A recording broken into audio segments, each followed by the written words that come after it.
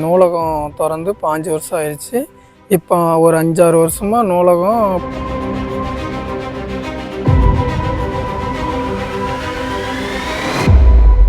TNPSC எக்ஸாமுக்கு apply பண்ணி படிச்சுட்டு இருக்கிறோம்.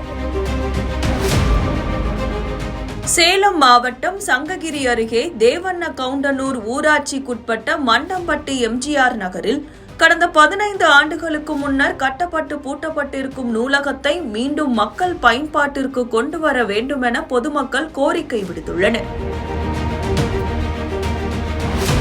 தேவண்ண கவுண்டனூர் ஊராட்சி மண்டம்பட்டி எம்ஜிஆர் நகரில் 15 ஆண்டுகளுக்கு முன்பு அனைத்து கிராம அண்ணா மறுமலர்ச்சி திட்டத்தின் கீழ் பல லட்சம் ரூபாய் மதிப்பீட்டில் ஒரு நூலக கட்டிடம் கட்டப்பட்டது. மாணவ மாணவிகள் மற்றும் பொதுமக்கள் பயன்பாட்டிற்காக திறக்கப்பட்ட இந்த நூலகம் கடந்த 5 ஆண்டுகளுக்கும் மேலாக பூட்டியே கிடக்கிறது. இதனால் சமூக விரோதிகளின் கூடாரமாக மாறி அப்பகுதி மக்களுக்கு அச்சுறுத்தலை ஏற்படுத்தி வருகிறது. இந்த நூலகம் செயல்படாததால் அரசு பணிக்காக டிஎன்பிஎஸ்சி போட்டித் தேர்வுக்கு படிக்கும் மாணவர்கள் பெரிதும் பாதிக்கப்பட்டுள்ளனர். சுமார் 8 கிலோமீட்டர் தொலைவில் உள்ள சங்ககிரி அல்லது எடப்பாடி நகர் பகுதிகளுக்கு சென்று படிக்க வேண்டியுள்ளது. இது மாணவர்களுக்கு நேர விரயத்தையும் பொருளாதார சுமையையும் ஏற்படுத்துகிறது. நூலகம் திறந்து 5 வருஷம் ஆயிடுச்சு. இப்போ ஒரு 5-6 வருஷமாக நூலகம் பூட்டியே கிடக்குது. இதில் யூஸ் பண்ணுறதில்ல.